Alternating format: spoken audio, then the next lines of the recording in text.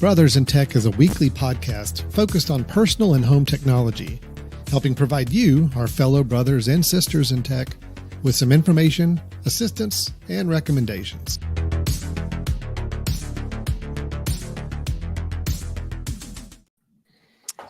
Hello, everyone, and welcome to Brothers in Tech here on the Mesh.tv podcast network. My name is Alan Jackson. Off to my right on the video screen is Brian Jackson, my actual brother, my real brother, my brother in tech, brother in all sense of the term brother. So, how you doing, Brian? Brother extraordinaire. I am brother, all-encompassing brother. Yes. Yeah, Alan, I'm thank you, Alan. I don't know if I could say that's the nicest you've ever been to me about being a brother, but it's got to be close. I decided to make a change. I'm making a change tonight. I'm just going to be super nice. Let's just see how that goes. It's going to be a change. It's a little awkward for me. Are you drinking? Or no, that's a crazy thing. I just thought, let me try this out. I want to see how this feels. I want to see how comfortable I am just being really nice to you and everything I say. Wow. This is being recorded, isn't it? Uh-huh. I mean, it's actually being streamed. Wow. So hold on. Let me count how many people are watching. The little icon area up there doesn't have enough room for all the digits of people that are streaming right now. It just has the 0 at the end. It doesn't have all the ones right before it. Obviously, it must be. It's like a rollover on an odometer. It's like somehow it's gotten so big. Sure. It's just defaulted back to 0 again. Right? Yeah. Well, welcome to all of you. I blame it on the idea that we're for broadcast purposes. We are starting this late. We have like randomly picked days to go live and we don't tell anybody. So I'm not really worried about not having any live listeners and watchers. It's okay. We're fine. Most of our audience, like,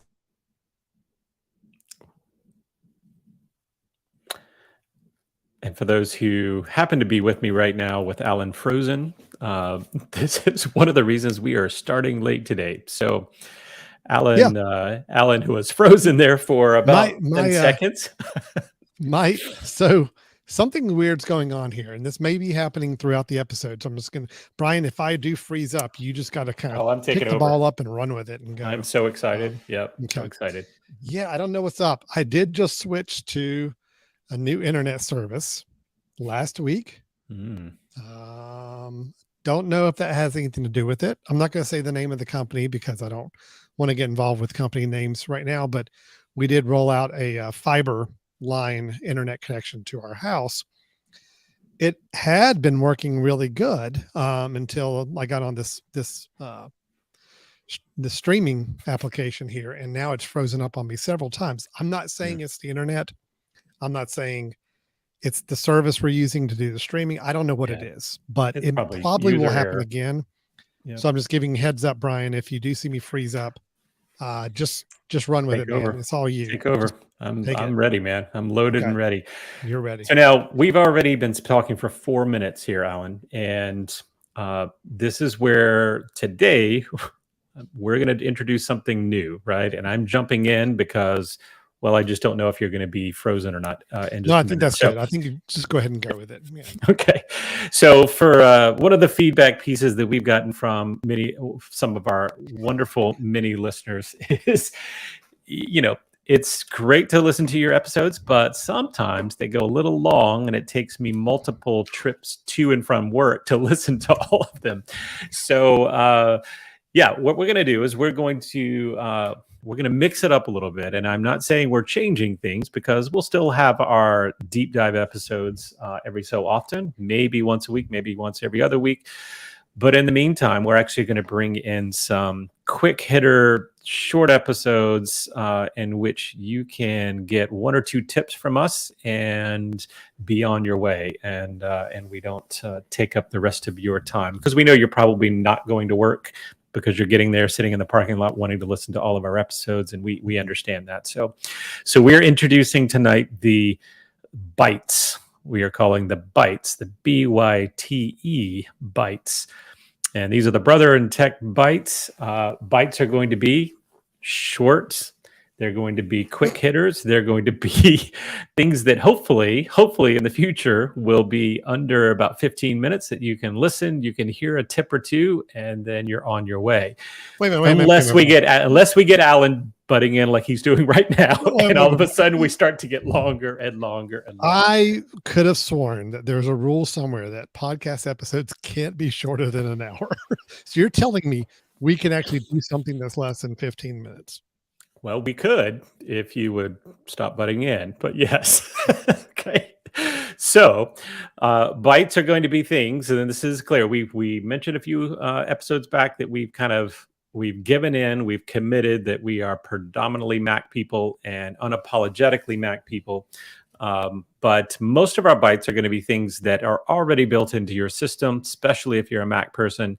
And they may be things that you just didn't know that you had or that you could do. So not new apps, not downloading new things, not new services, not new hardware. These are things that you can do right away with your iPhone, iPad, or Mac, and hopefully will help you out a little bit in some sort of efficiency. So does that sound good, Alan? Bites, quick, and short hitter. You can jump in now. Quickly. Okay. Yes, Brian's great. Okay, thank you. Thank you. So, Alan, we're going to let you do the first bite. Now, normally there would only be one bite per episode, and it may even be one of us show up quick. Here you go. Here's one little thing I learned, and see you later. But for the intro, we thought we'd both be here for this, and we'd each bring a quick bite. And mine is really quick because I know Alan's will take a little longer. So why don't you go ahead and jump into yours, Alan? Give us your first ever bite.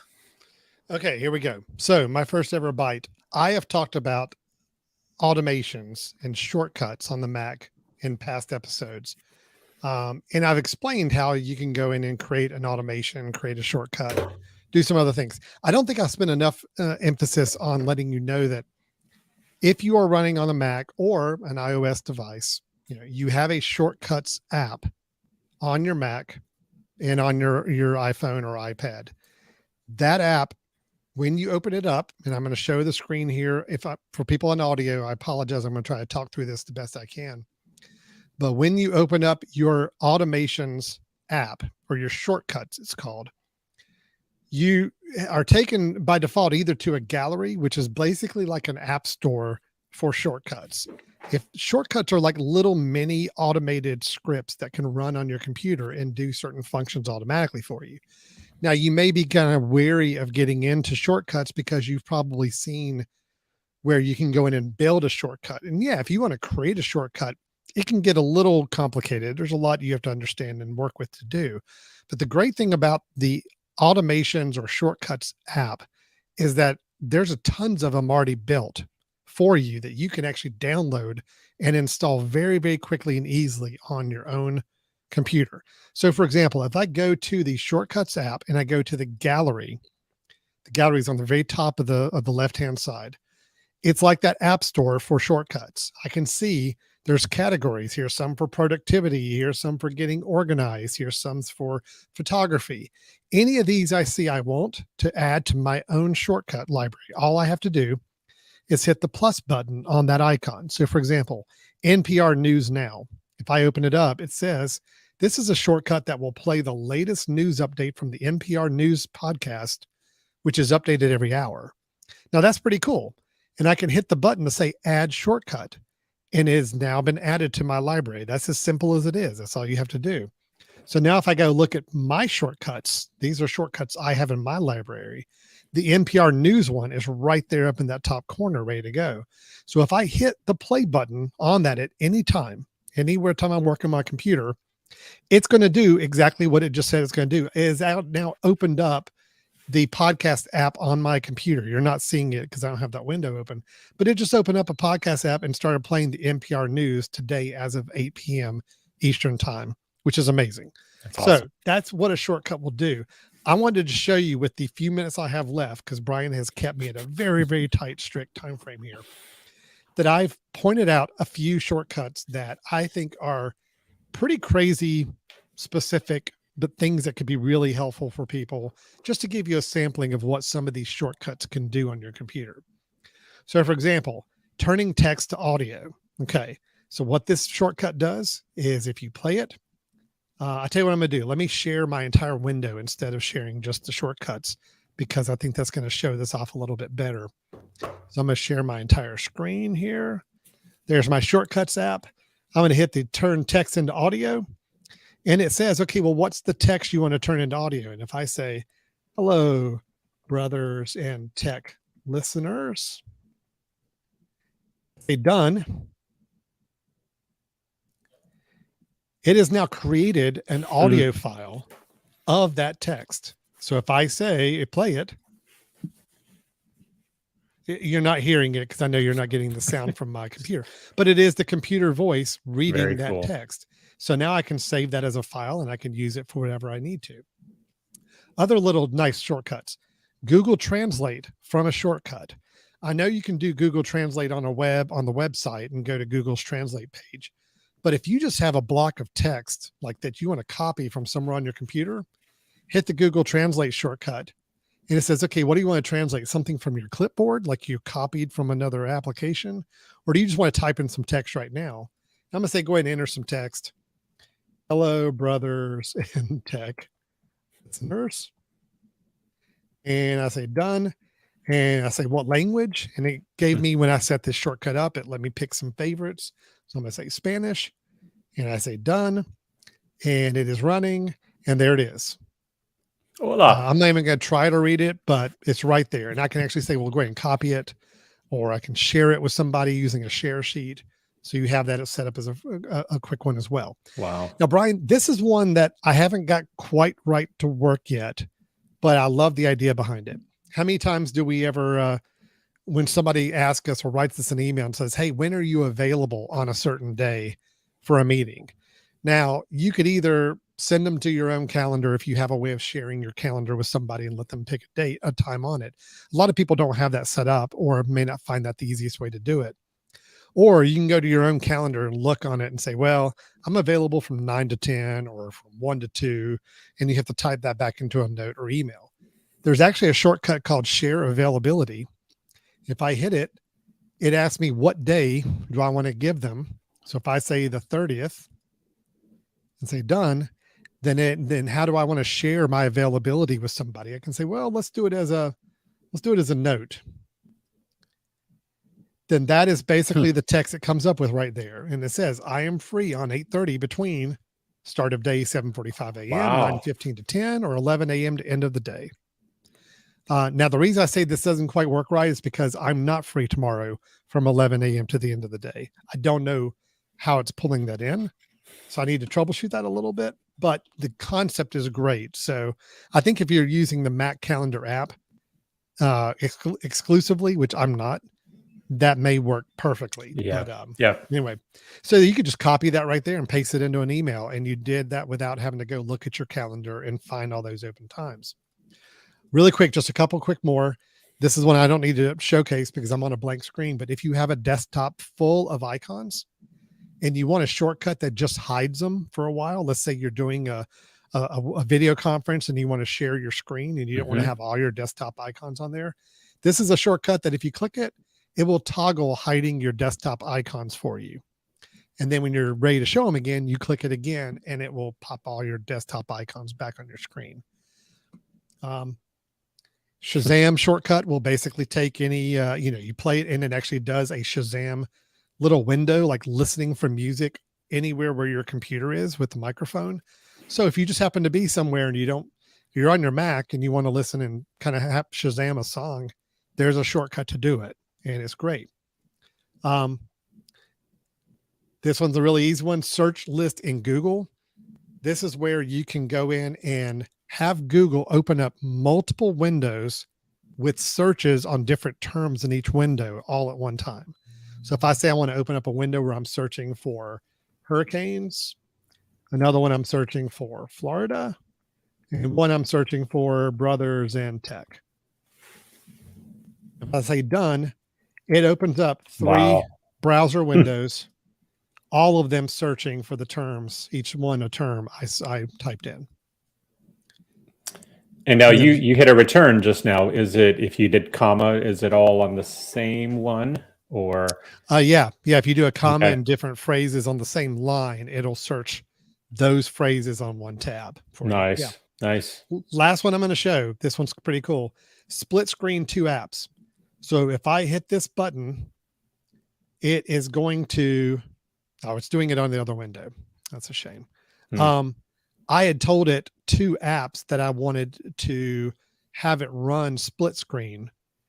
And I told it I want my mail app and I want my notes app to open up in split screen view.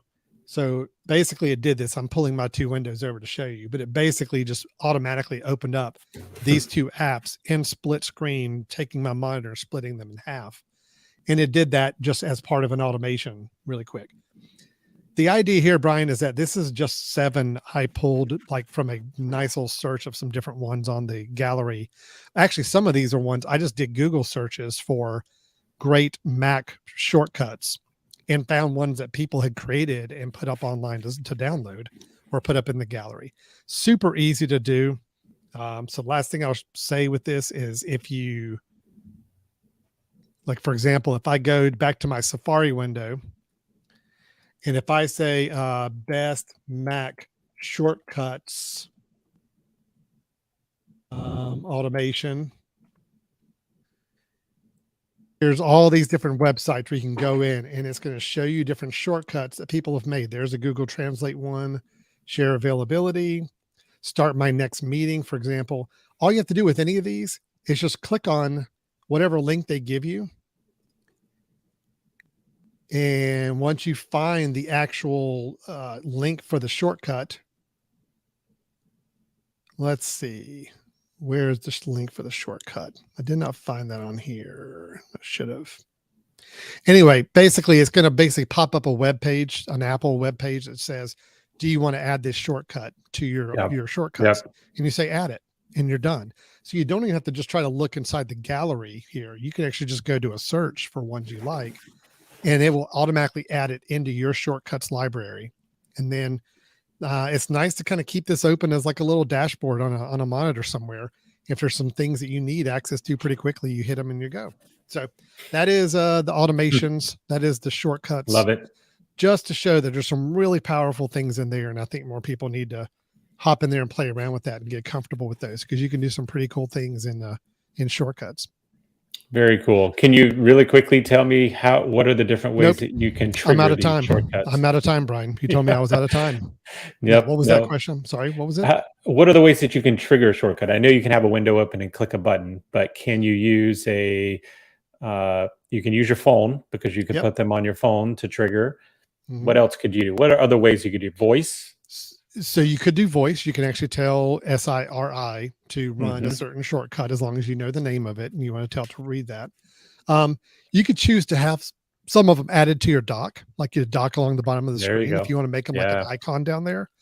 You can also, some of them allow you to add them to your menu bar across the top as a little shortcut icon as well. So to shortcut the menu bar, your dock, Siri, and I think that may be the main ways. And of course, you can open them on your phone and run them on your phone as well. So that's kind of the best ways to run them there. But pretty universal. I think it's great. I mean, it's a lot of fun. So that's I appreciate you bringing those back up, because I have not been using them at all and I had no idea some of these were available. So very cool. Yeah. Absolutely. All right. You're done. So that was my bite. I have completed my first bite. Very nice. I think by the record, I'm looking at it, it was we killed about 6 minutes or 7 minutes at the beginning. So I did about 10, 11 minutes. It's not bad. When you say 10, 11, meaning 13 or 14. But okay. You did. It was under 15. Okay. It was under 15. And mine is going to be the shortest bite on record, because it's going to be much shorter than that. So Alan, I'm going to show you one quick hitter here, and it will not take long because there's not a whole lot I can show. But I can tell you one of the more frustrating things that I tend to do is to try to organize my apps on my iPhone screen. So by what I'm talking about is I have an app on the third screen. I want to put it on my second screen, but I want to put it in the top left. And every time I go top left, it starts to click over to the first screen and then back to the second screen, and it jumps around. It's really maddening to put anything on a page on the edge of the page, right? I oftentimes will go drop it in the middle of the page because that's easier and then move it from there. Well, one thing that I found out, and people may know this and they have stumbled across it, but if you haven't, one easy way to make this happen is normally when you move an app, you click and you hold. Yep, go ahead and do that. Normally you would click and hold on an app. So I'm gonna take this Asana app, click and hold, and you can see it's going to give me lots of things that I could do, and I can start moving it around. This is one finger that is moving it around right now for those that are watching. That's the way you normally would do it. And I want to slide it over to another spot and all good, right? Well, if I wanted to put it on the next screen, you get to the edge and it goes and flips to the screen. And then if you happen to hold it there too long, it flips another screen. And then if you want to go back, but you want to put it on the edge, no, I didn't want to go 2 screens back. It starts to go all over the place and are really hard to kind of control where you're putting this app. Well, if you didn't know this, one of the things that you can do, and I just found this out the other day, that if I have one finger on that app and I'm ready to move it around, while that finger is on the app, I can take my other hand, my other finger, and swipe the screens. So I can quickly kind of navigate around. So I can be holding something, swipe. It's just an easy way. Let's say if you're someone that has 6 or 7 screens, you can quickly swipe through rather than having to put the app on the corner and kind of move it around. So it's kind of a nice way to navigate a little bit easier, 2-finger navigation rather than one, to be able to swipe between your screens. So see, that's my quick hitter. Look with that. What was that? 3 minutes? If that. so just you love that? Just to make sure we're not. Oh, you gotta. Yeah, you're gonna go longer. Okay, we're just make sure we're not cutting our listeners too short. Just tell me again. Okay. You press down with one finger like you normally do and hold down the app, and you get the apps all jiggling. Yes, like they do. But at that point, you then take your other finger and you're using it to swipe on the screen. And that actually moves the screens without moving the app you're trying to move. So that way you don't have to deal with that whole accidentally flipping to the wrong page and all that junk. And the other thing that it can do, and I didn't even realize until just now, but I can take my other finger and open up one of the folders. So I can click on my travel folder there. The travel folder opens, and now I just drop my app that I was just holding. All right. Because if you know the way you normally have to do that, you have to get on top of the folder and make sure it opens up without the folder swiping to the next page like sometimes it would do. So there's kind of an easy way or an easier way to navigate moving around your apps, because that is maddening to me. Brian, I will say there are a limited number of things in this world that truly just make me mad. And I keep a running list of them just to make sure I know. Well, especially today, since you're being nice today. Yep. I'm being very nice to Brian today. One of them is trying to rearrange apps on my iPhone screen. I've cursed profanities I didn't even know were actual words trying to do this. So there you go. You're welcome. That's very welcome. Helpful. A quick bite to help you. Yeah. What a great bite. And look at that. If we jump in right now, we can get done in 25 minutes for 2 bites in 25 minutes. Unless you're going to, I don't know, start talking again. So I'm tempted. I mean, no, I guess we should stop. But really, are we just going to cut this off? We're going to cut it off. This is what we want people to do. Hear quick bites and then go about their day and then build up the anticipation for our longer shows. Okay. Yep. And remember, the next bite that you see will probably just be one of these things. So even quicker. Right, Alan? Okay. No, I'm good. I'm game. Sounds good to me. Yep. So this is it's weird. Are we done? I mean, are we done? We are seriously done. And you need to be ready to pull up our closing, which usually takes you a while to do. It does. And I'm still off my game right now. I'm like, yep. Thank you, everybody, for listening. Thank you for listening. What am I going to do with the rest of my night? Jeez. You probably don't even need to ask me, like, how do you contact us? Info at the mesh.tv, that's fine. www.brothers-n-tech.com. you know what? They know it, right? They're here for the bite, right? Okay. They All took right. it. They took a bite. They're moving on to their day. They're moving on I to should, day. so I should play the closing now. That you should do it. You should do it. We're done. All right. We'll see You had a everybody. bite. We'll see everybody next time. That's weird. Okay. See ya. Bye-bye. Bye-bye.